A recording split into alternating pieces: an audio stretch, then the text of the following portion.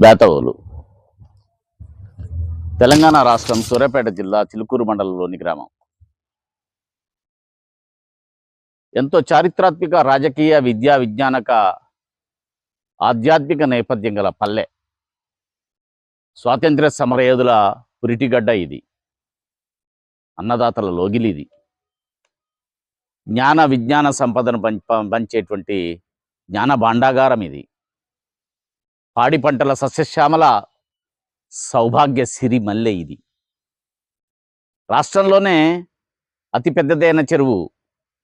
సాగు తాగునీటికి మత్స్య సంపదకు పేరెన్నికగన్నది. నిజాం దాష్టీకాల నుంచి నిజాం బూజు దులిపి ఆ ఘటనలతో సాక్షిభూతంగా నిలిచిన వ్యవసాయం, ఉద్యోగాల కొలువుల నేల ఇది. చెరువు సమీపంలో ఈ ఊళ్ళో పెద్దబడి పక్కనే గల ఈ పెంకుటిల్లు నేటికి పాత జ్ఞాపకాలను తడుముతోంది. ఈ ఊరి చివర్లో దూరంగా విసిరేసినట్లుగా ఈ పెంకుటిల్లు. ఆనాడు సున్నం ఇటుకరాయితో నాన్న కొనుగోలు చేసిన సుమారు ఎకరం స్థలంలో నాన్నే స్వయంగా దగ్గరుండి 6 గదులతో నిర్మించిన ఈ ఇల్లు నాన్న, అమ్మ, 4 సోదరులు, 2 అక్క చెల్లెళ్లతో పెద్ద కుటుంబంగా కళకళలాడుతుండేది. షష్ఠి పూర్తి చేసుకున్న ఈ పెంకుటిల్లు ఆనాడు మా అందరికీ ఆనందాల పొదరిల్లుగా ఉండేది. ఈ ఇంటిలో చెరగని ముద్రలెన్నో, చెరిగిపోని జ్ఞాపకాలెన్నో, ఆ బాల్యపు గుర్తులు, నాన్న సేవలు, మధుర స్మృతులు ఎప్పటికీ గుండెను తాకుతుంటాయి. ఇంటి వెనుక చింత చెట్టు, ముందు అరటి, మామిడి చెట్లతో స్థలం మధ్యలో నిర్మించిన ఈ ఇల్లు ప్రకృతి ఒడిలో ఉన్నట్లుగా పచ్చదనంతో కళకళలాడుతుంటుంది. ఇది ఆత్మీయ అనుబంధాల లోగిలి, కుటుంబ మానవీయ బంధాల పొదరిల్లు.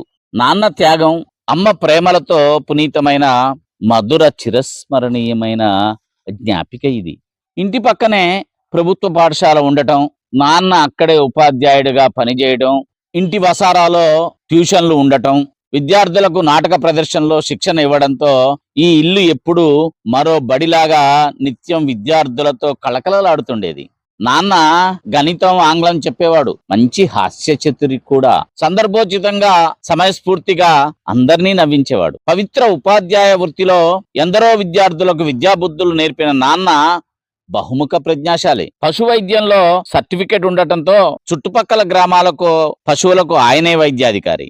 రైతులు వైద్య నిమిత్తం పశువులను ఇంటికి తీసుకొచ్చేవారు. ఒకవేళ అవి రాలేని పరిస్థితుల్లో అక్కడికే పోయి వైద్యం చేసేవాడు. అంతేకాదు హైదరాబాద్ లో హోమియో వైద్య నిపుణుడి వద్ద హోమియో వైద్యం నేర్చుకుని చిన్న చిన్న రోగాలు, జబ్బులకు ఇక్కడి వాళ్లకు హోమియో వైద్యం చేసేవాడు. ఆ హోమియో బిళ్ళల చెక్కపెట్టె గుర్తులు మదిలో ఇంకా మెదులుతూనే ఉన్నాయి. ఉపాధ్యాయుడిగా, వైద్యుడిగా, కళాకారుడిగా, వాలీబాల్, బ్యాడ్మింటన్, క్యారమ్స్ క్రీడాకారుడిగా, బహుముఖ ప్రజ్ఞాశాలిగా, ఓ బక్కపల్సని బలీయమైన డైనమిక్ పర్సనాలిటీగా నాన్న ఈ ప్రాంతంలో శంకర్రావు సార్ అంటే తెలియని వారు ఉండరు. వృత్తి ప్రవృత్తులతో సామాజిక బాధ్యత నెరపిన నాన్న కుటుంబ సమస్యలతో కూడా సతమతమయ్యేవాడు. పిల్లల చదువులు, ఉద్యోగాలు, పెళ్లిళ్ల కోసం నిత్యం ఆరాటపడేవాడు. పిల్లలంతా ప్రభుత్వ పాఠశాలల్లోనే ఒక దశలో నాన్న దగ్గరే స్టూడెంట్ గా ఉండటం ఎంత అనుభూతి. నాన్న ప్రేమైక సేవా త్యాగంతో పెనవేసుకున్న ఈ ఇల్లు, ఈ ఇంటిలోని ప్రతి అణువు అనేక మధుర స్మృతులను నెమరవేస్తోంది. ఎడం వైపున ఉన్నటువంటి గదిలో నాన్నగారు ఎక్కువగా ఉండేవారు. అనారోగ్యానికి గురై ఇక్కడే ఉండి చికిత్స చేయించుకునేవాడు. ఆ తర్వాత ఇంకా లోపలికి వెళ్తే వంటగది, ఇంకొక దానికి ఆనుకున్నటువంటి ఇంకో గది, ఇంకా వెనకాల పెరట్లో ఆ దూరంగా ఉన్నటువంటి అటాచ్డ్ వాష్రూమ్, ఆ తర్వాత వెనకాలంతా కూడా చెట్లు పొదలతోటి ఆవరించి పచ్చదనంతో ఉండేది. ఇవన్నీ మాకు మరపురాని గుర్తులుగా, చెరిగిపోని స్మృతులుగా ఎప్పుడు నిత్యం మాకు టచ్ చేస్తూనే ఉంటాయి. ఎప్పుడు ఊడిపడుతుందా అన్నట్లు హాల్లో శబ్దం చేస్తూ తిరిగే ఫ్యాన్ కింద మేమంతా వసారా ఇంటి వెనక ముందు చెట్ల కింద సేద తీరటం ఒక్కొక్కటి ఒక్కో మర్చిపోలేని మధుర స్మృతే. ఈ ఇల్లు 6 గదులతో హాలు, వంటగదితో నిర్మించబడి. ఇగో ఇక్కడ నుంచి మనం మొదలు పెడితే ఇది వసారా. ఇక్కడ విద్యార్థులకు నాన్న, అమ్మ, సోదరులు ట్యూషన్ చెప్పేవారు. ఇక లోపలికి వెళ్తే ఇది హాలు. ఈ హాల్లోనే మేమంతా కలిసి 6 పిల్లలం నాన్న అమ్మతో కలిసి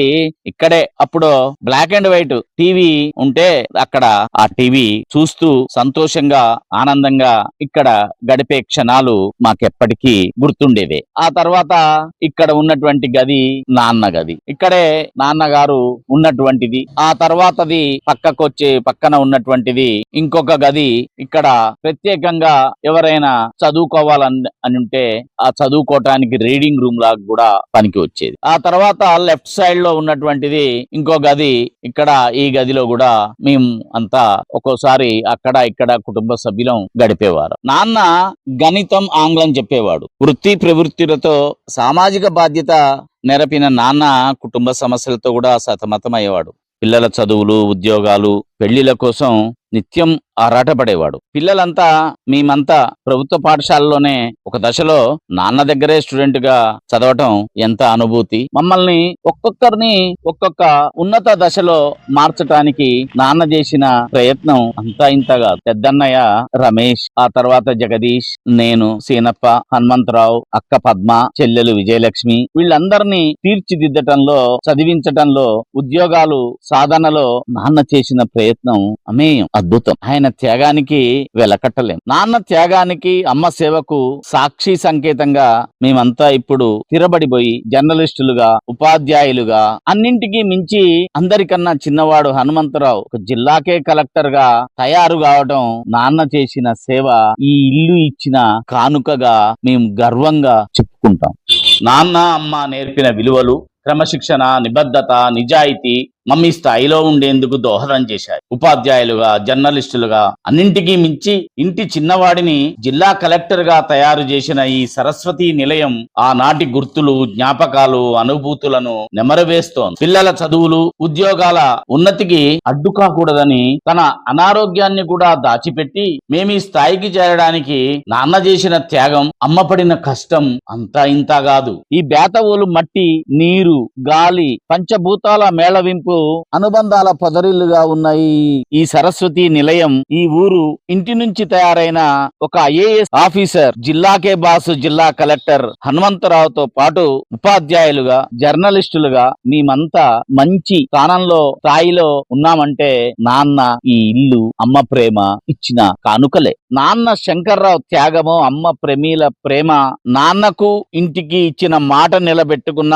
మా అందరిలో చిన్నవాడు, జిల్లాకే పెద్దవాడైన హనుమంతరావు ఈ గ్రామానికే, మా అందరికీ గర్వకారణం. రమేష్, లీలావతి, జగదీష్, అనురాధ, శ్రీనివాసరావు, జయశ్రీ, హనుమంతరావు, స్రవంతి, పద్మా, శ్రీనివాస్, విజయలక్ష్మి, ప్రసాదరావు, వారి కుటుంబం, వారి పిల్లలు, మనవలు, మనవరాళ్లు వసుదైక కుటుంబంలా విరాజిల్లుతుండటం ఈ ఇల్లు నాన్న దీవెనల పుణ్యఫలమే కదా.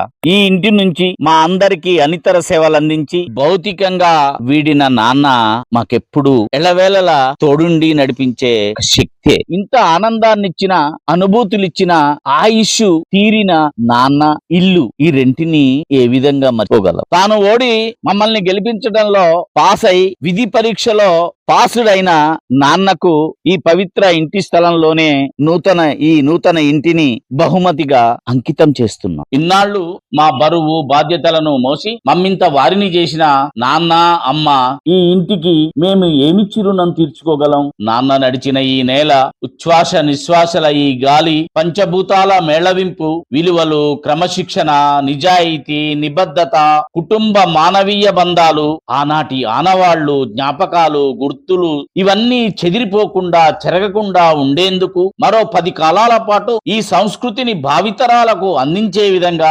జీర్ణావస్థలో ఉన్న ఈ ఆపాత మధుర ఇంటి స్థలంలోనే నూతన ఇంటి నిర్మాణం చేపట్టడం మాతృభూమి, నాన్న, అమ్మ, ఇంటి సేవల రుణం తీర్చుకోవడమే. ఈ అపూర్వ, అరుదైన విలువల ఆదర్శ సంస్కృతిని భావితరాలకు చాటేందుకు కుటుంబ మానవ సంబంధాల పెంపుకే మా ఈ చిన్న డాక్యుమెంటరీ. ఇట్లు ఈ ఇంటి కుటుంబ సభ్యులం.